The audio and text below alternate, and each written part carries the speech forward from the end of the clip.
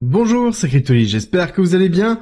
Alors, oui, on a du vert, oui, il se passe des bonnes choses, je sais que c'est pas forcément le ressenti que vous avez quand vous regardez votre portefeuille en général, notamment pour les derniers arrivants, mais ça n'empêche qu'on a vraiment des très très bonnes nouvelles en ce moment.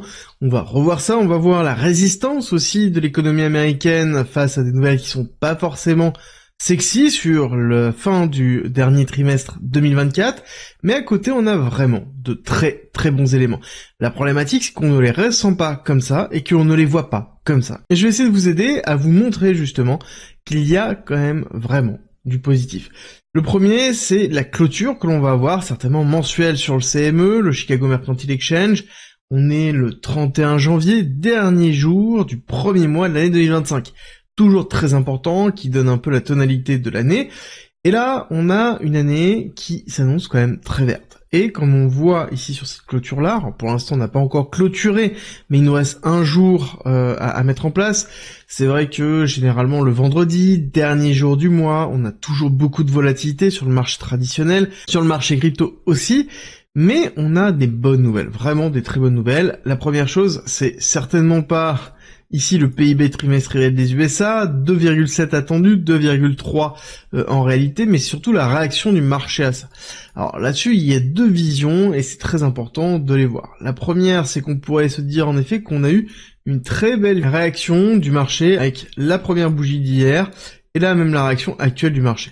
La seconde vision que l'on pourra avoir, qui est un petit peu moins justement sexy, c'est qu'on est allé surtout combler le petit gap qu'il y avait ici, qui était un petit gap de cotation, tout classique, et c'est vrai qu'on a toujours tendance à le combler, soit pour une continuité baissière, soit pour une accélération haussière, d'accord? Dans les deux cas, en fait, on les comble. Pour moi, ce qui est positif, c'est qu'on a eu une réaction positive du cours du S&P 500. Les chiffres sont plutôt bons au niveau des sociétés tech, les chiffres sont plutôt bons aussi au niveau des sociétés plutôt traditionnel, donc on a un S&P qui se porte plutôt bien. Et oui, parce qu'on est en train d'avoir les résultats des différentes sociétés. Et c'est plutôt positif, même si on accuse une baisse du PIB ici à 2,3, ça n'empêche que on est dans un narratif positif. Surtout qu'on se rend compte que la majorité des nouvelles de 2024 n'impactent pas l'économie américaine, parce que l'économie américaine est portée par Donald Trump actuellement, et en fait on regarde très peu le passé, on regarde beaucoup l'avenir, et ce qui fait qu'on a un S&P et un Nasdaq qui sont plutôt porteurs et forts. Il va falloir juste surveiller la clôture, bien évidemment, de cette semaine et de ce mois de janvier sur le S&P 500, surtout ce qui va se passer ici à l'ouverture du marché. On a des grosses nouvelles qui tombent aussi encore. Là, c'est pareil, on regarde, on a les PCE Core qui tombent de décembre, 0,2, 2,8. Il va falloir assurer de ce côté-là. Si on assure, je pense qu'on aura une rupture, un nouvel ATH et on repartira tranquillement. Si ce n'est pas le cas, ça veut dire qu'on aura une jambe baissière, une accélération, une deuxième jambe baissière, et donc à ce moment-là, peut-être beaucoup plus de rouge pour un début de février, ou peut-être même fin de janvier. Mais en tout cas, un début de février. Surtout si on regarde, hop, en monthly, on voit qu'on a aussi, pareil, comme sur Bitcoin, on a une grosse accélération, une bougie rouge, donc un mois de décembre qui était plutôt négatif, fin d'année classique, je veux dire, le mois de décembre c'est là où on liquide une partie des positions, et mois de janvier on repart à la hausse. C'est un petit peu ce qu'on a là. Le problème c'est qu'on a un ressenti qui est peut-être un petit peu biaisé en crypto, parce que c'est pas le sentiment que l'on a sur les altcoins. Je vais revenir dessus dans quelques instants, mais c'est pareil, ça c'est très important à noter. On a eu octobre, novembre, décembre, c'était relativement faible, ok. Donc on est 37%, enfin on a eu 10%, 37%, moins 3, quasiment, moins 3% ici, plus 11%. Alors encore une fois, oui, c'est pas terminé, on va voir si on reste à 11, si on a 8, si on a 13, bref, peu importe. Mais on est dans le positif. Mais malgré ça, le sentiment n'est pas là. Mais on pousse, d'accord, il y a des bonnes nouvelles. Et ça, c'est le plus important. Quand on regarde les nouvelles que l'on a là, on a la SEC qui approuve un ETF combiné, Bitcoin, Ethereum. Là-dessus, les maximalistes Bitcoin vont me dire que ça sert à rien, mais ceux qui sont Ethereum, c'est plutôt positif, parce que ça veut dire qu'on va avoir de la liquidité qui va se déverser dans les deux tops. Il y aura plus à se dire si je prends Bitcoin ou Ethereum, je peux couvrir les deux. Alors, il va falloir voir quel est le volume qui va rentrer dans Bitwise sur cet ETF-là. Mais quand on regarde ce qui rentre sur, par exemple, BTC hier, 588 millions de dollars. Donc on a un regain. Voilà, on a eu une sortie le 27 janvier, 2 petits jours un peu faibles, et on repart après avec des montants qui sont très conséquents. Donc on a un momentum qui est en train de se créer. Oui, je sais, c'est compliqué, on ne le ressent pas de cette façon-là, et c'est aussi la complexité de l'investissement. La résistance psychologique, c'est toujours le plus compliqué dans des périodes comme celle-ci, où on a de l'incertitude, où on a un sentiment très compliqué à accepter. C'est une des raisons pour lesquelles j'ai créé une communauté privée gratuite dans laquelle il y a de la formation gratuite, il y a des infos, il y a la possibilité de discuter. C'est pas pour rien, c'est parce que justement, on sait que ces périodes-là sont difficiles, même très très difficiles à tenir. Il y a ceux qui sont surexposés, il y a ceux qui sont sous-exposés, que soit l'un ou l'autre. C'est très compliqué à pouvoir maintenir une position, et des fois on a un sentiment de se retrouver comme étant un sac de sable à se faire tabasser par le marché, alors que le marché se porte plutôt bien. On ne le voit pas de cette façon-là, parce que justement, on est dans une forme d'attentisme, mais les signes sont plutôt positifs. On a le président de la Fed, qui a quand même parlé de la crypto, qui a dit qu'en effet, les banques pouvaient, en gérant le risque, profiter et mettre en place de la crypto, et après il a aussi ajouté qu'il passe beaucoup de temps avec des membres du Congrès à travailler justement sur la mise en place peut-être d'un apparatus de réglementation autour de la crypto, qui serait justement une mise en place accélérée de premières règles autour de la crypto d'encadrement pour pouvoir avoir un système bancaire US qui se jette dedans. Et on voit même Kraken qui avait dû retirer il y a 2 ans ses services de stacking sous pression de la SEC, qui les remet. On voit bien qu'il y a quelque chose qui est en train de changer. Je sais, ça ne se ressent pas comme ça, mais pourtant ça se voit. Ça se voit bien quand on dézoome, encore une fois, au niveau du BTC, on ira voir au niveau des autres cryptos, mais dans tous les cas, ça se voit et ça se ressent. Au niveau court terme, on a fait un pic d'accélération plutôt positif, hein, on est allé chercher la liquidité de cette zone-là, mais comme vous voyez, en fait, on a du mal à clôturer et à stabiliser au-dessus de la zone ici des 105 500. Ça montre qu'il y a 2 possibilités, on est toujours dans l'incertitude des 2 scénarios. Le premier, c'est d'avoir en fait un retour ici de prise de liquidité pour aller chercher plus bas ici pour repartir. Et le deuxième scénario, c'est qu'on est dans la phase de construction différente ici d'un travail de prix pour pouvoir aller chercher plus haut. Et on peut aller chercher encore un petit peu plus bas là pour aller chercher plus haut, parce qu'on a la loi de continuité des impulsions. On a un flux qui est en train de se construire, premier flux, deuxième flux. On voit qu'on est en train de retravailler les 382 sur les 104, 103 300, d'accord? Donc là, c'est une zone qui est intéressante pour avoir un très beau rebond. La deuxième zone à prendre en considération, c'est sur la totalité du flux qui a été effectué, et un retest plutôt classique ici de ce top-là, avec ici les 103 200 pour repartir. Par contre, si on inverse la zone des 102 000 et qu'on casse justement cette partie-là avec toute la liquidité qui se trouve dans les 101 000, on va retester les 100 000, il y a de grandes chances que ce soit pour le casser et pour consolider en dessous. Là, on aura un pas bon signe.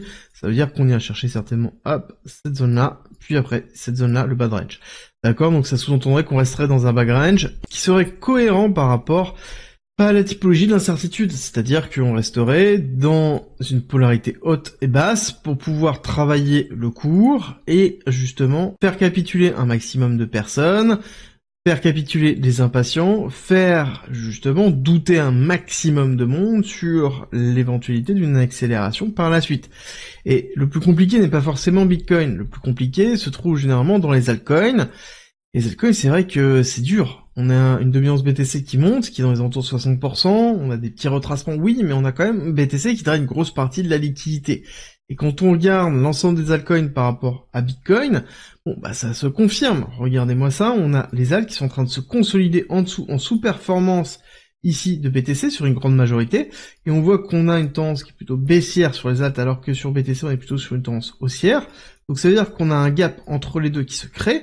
Et ça c'est l'incertitude. Ça, c'est le point dans lequel, psychologiquement, c'est compliqué d'accepter, c'est compliqué de tenir, surtout si on est déjà exposé à 100% ou proche de 100%. Et c'est une des raisons pour lesquelles je me dis que, en effet, on est bien dans une période de range, et pourquoi pas prolonger encore un petit peu la période de range. On va clôturer le mois de janvier, février est plutôt un très bon mois, mais ça n'empêche que ça peut être un très bon mois, il peut se faire sur les derniers jours de février. D'accord? Donc on peut très bien rester une semaine dans le bad range, remonter une deuxième semaine, troisième semaine, quatrième semaine, partir. Donc ça peut se faire très très vite, mais ça veut dire aussi qu'on peut se rester encore plusieurs semaines dans un range où le pricing va rester flat, avec des altcoins qui vont rester plus ou moins flat, en espérant qu'ils soient pas justement plus ou moins flat bas, mais plutôt flat haut, et donc qu'on ait un cadre réglementaire qui soit propice pour les alts, à ce moment on aura quelque chose qui sera beaucoup plus impulsif.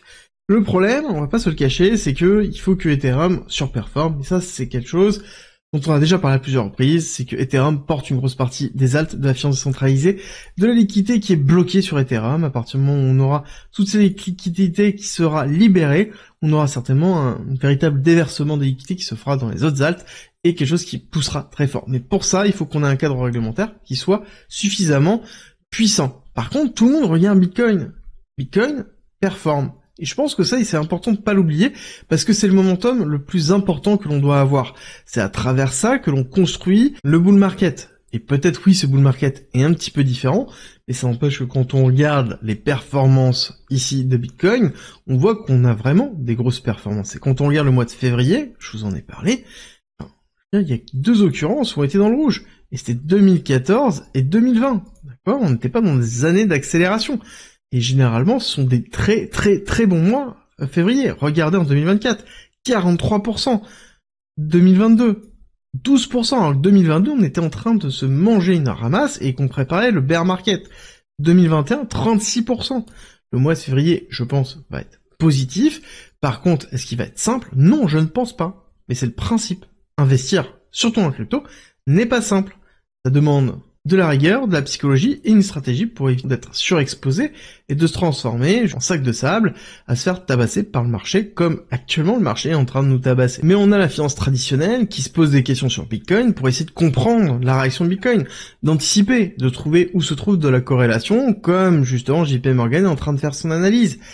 Et à contrario, on va avoir ici des prises de parole, comme quoi il va avoir à un moment donné un éclatement de la bulle crypto, à cause principalement de Trump. On retrouve Paul Singer qui prend position, mais on sait qu'il est plutôt anti-crypto. En 2023, il avait dit justement qu'il n'y avait aucune valeur dans la crypto, mais ça n'empêche que c'est une véritable peur que l'on retrouve encore chez des investisseurs crypto, mais aussi des investisseurs traditionnels, que ce soit juste une bulle et que ça éclate, que ce soit déjà trop tard et qu'on soit déjà dans un top.